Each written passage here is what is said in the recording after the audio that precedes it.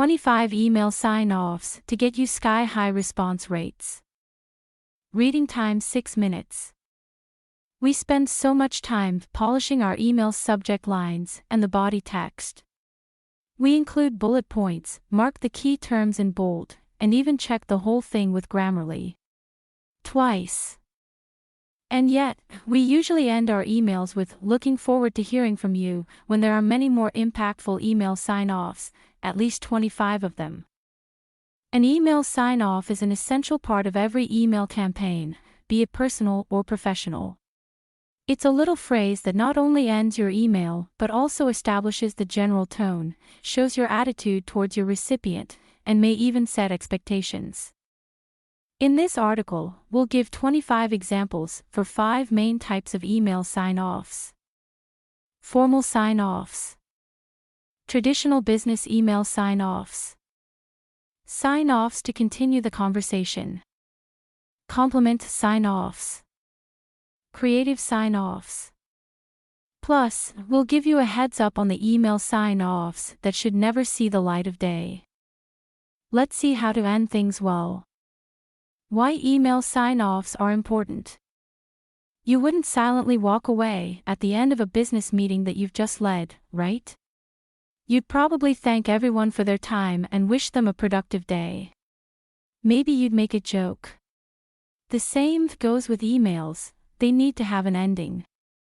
For one thing, a properly chosen email sign-off will make a great impression on your recipient. After all, these are your last words in the email, so they do count. A good email sign-off will also encourage the recipient to reply to you more quickly and boost your average response rates. And, overall, it's simply good manners. Start sending better emails today and get better results with OmniSend. You can start free, all features unlocked. What you should consider before writing an email sign-off. There are 3 main things to take into account before writing any email sign-off. Think about context. Depending on the recipient, a funny meme can make or break your email. Just like you wouldn't say "cordially" to your close colleague, you shouldn't end a professional email with "XOXO." Also, make sure you keep your fingers on the pulse of acceptable or unacceptable sign-offs. Include your details. Sending your first email without your basic professional details is just not okay. Make sure you include your full name, professional title, links to your social media info, and phone number. Be grammatically correct. This one goes without saying, and yet so many people send their emails without ending their sign-offs with a comma. Take a few minutes to reread each email you're about to send to ensure that you don't come off as sloppy, especially in your work environment. Types of email sign-offs. Now that we've covered the basics, let's dive into the most fun part, the list of 25 email sign-offs for different circumstances. Formal sign-offs. Sending an email to POTUS. Look no further than these formal email sign-offs. Number 1. Respectfully yours.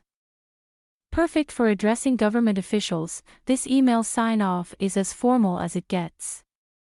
It also works great if you're a student writing to your professor. We'd suggest being cautious with it in other settings, though. Number 2. Yours sincerely. This one may come off as a little stuffy, but it's a timeless way to end an email. Word of advice, use it only if you've addressed the recipient by name. Number 3. Cordially. If you want to add a touch of professionalism, you won't go wrong using cordially. Still, it's best used if you're emailing someone for the first time. Number 4. With gratitude. This sign-off does what it says, it expresses gratitude. Also, unlike the slightly less formal "thank you in advance," it doesn't put that much pressure on the receiver to take action. Number 5. Much appreciated. If you want to sound formal, but not too formal, this one is the way to go. It expresses gratitude but doesn't sound stiff either. Traditional business email sign-offs. If you're writing an email to your colleague or a business contact that you've already built a relationship with, you won't fail with those. Number 6. Best. Short and sweet, best, is the way to go for semi-casual business communication. It fits multiple contexts and is one of the safest choices overall. Number 7. Best regards. If you find best too bland, you can always go with best regards. It's the perfect blend of professional and friendly. Number 8. Regards. Or you can drop best and go with regards. It's a professional and neutral email sign-off that doesn't set any expectations. However, you may come across as cold in certain contexts, so keep that in mind. Number 9. Kind regards. Here's one more variation with regards. It's polite and adds more warmth compared to the previous ones. Number 10. Thank you. A simple thank you can go a long way. It's one of the classics that will add more sincerity to your email. Use it with an exclamation point at the end to show your enthusiasm. Number 11. Thank you in advance.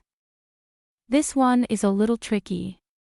You're not saying thank you for what has happened, but what you hope to happen. Because of this, it can rub some people the wrong way. Be careful how you use it so that you don't come off as too aggressive. Sign-offs to continue the conversation. Want to get a reply? Here are some of the best email sign-off examples to keep the conversation going. Number 12. Looking forward to hearing from you. This is one of the most common ways to end an email. However, it may feel a little pushy, so use it with caution. Number 13. I look forward to your input on this. Here's a subtle change to the previous example that makes a big difference. By switching the attention from you to your input, you'll come off as less demanding. Number 14. Interested to hear your opinion on this. Another way to encourage the conversation that doesn't put too much pressure on the recipient. Who doesn't like to express their opinion? Number 15. Let me know if you want to chat about this over coffee. Want to set up a meeting with no pressure? Go with this email sign off. You'll also show that you're enthusiastic and open to new ideas. Number 16. Let me know how things go. If you're not willing to meet in person, this one also helps to encourage further conversation without being too pushy. Compliment sign-offs. Feel like patting someone on the back. Here are some ideas for friendly email sign-offs. Number 17. Keep up the good work. This is the staple way to show praise and approval among corporate managers.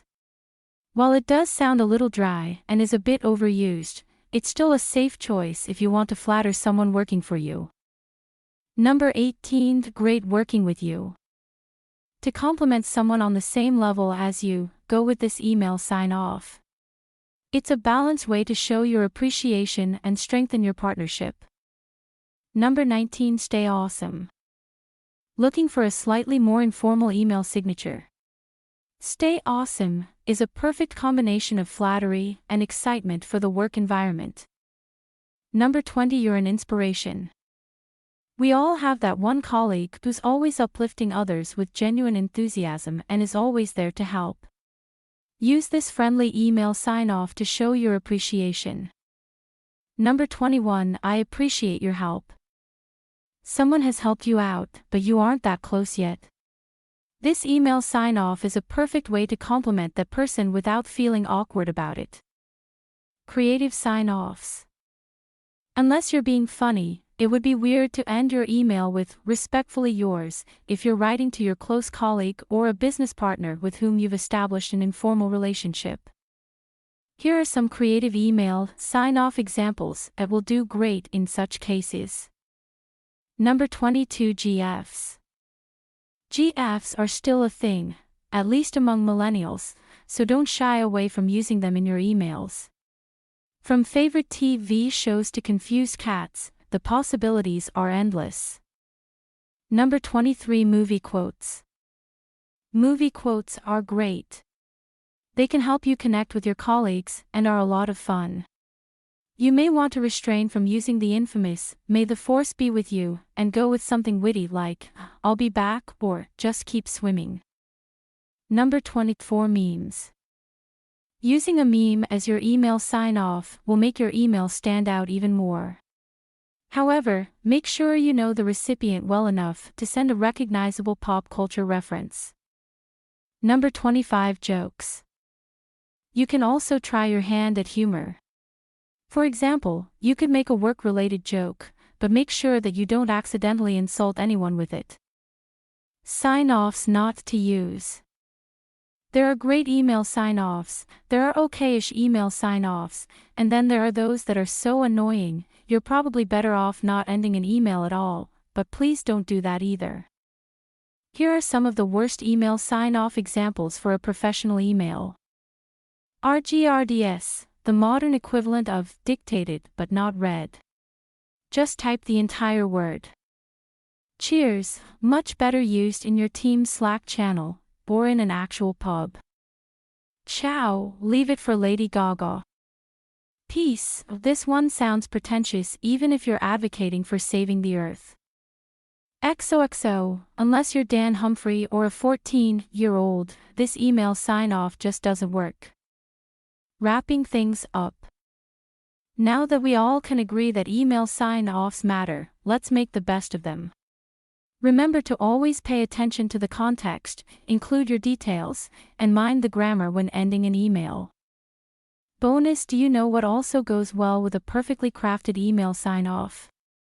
A postscriptum, that's PS in common folk language.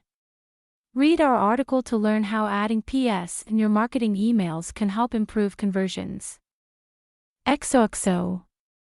Just kidding. Peace.